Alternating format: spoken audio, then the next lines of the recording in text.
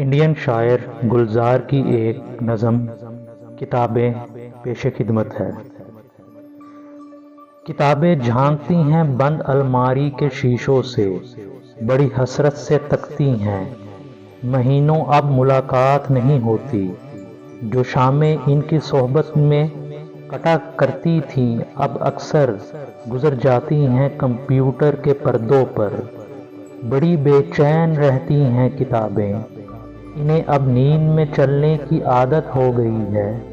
بڑی حسرت سے تکتی ہیں، جو قدریں وہ سناتی تھیں کہ جن کے سیل کبھی نہیں مرتے تھے، وہ قدریں اب نظر نہیں آتی گھر میں۔ جو رشتے وہ سناتی تھیں وہ سارے ادھڑے ادھڑے ہیں۔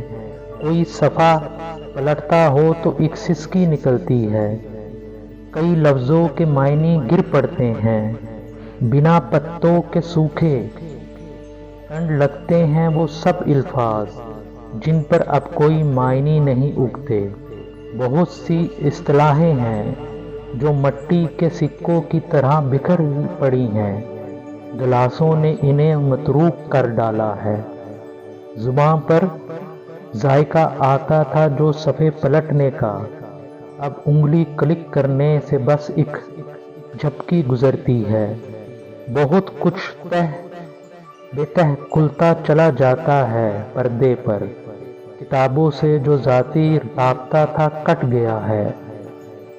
کبھی سینے پہ رکھ کے لیٹ جاتے تھے، کبھی گودی میں لیٹے تھے، کبھی گھٹنوں کے اپنے رحل کی صورت بنا کر نیم سجدے میں پڑا کرتے تھے۔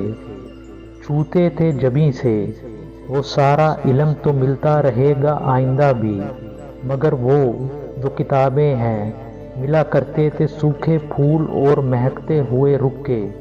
کتابیں مانگنے گرنے اٹھانے کے بہانے رشتے بنتے تھے، ان کا کیا ہوگا؟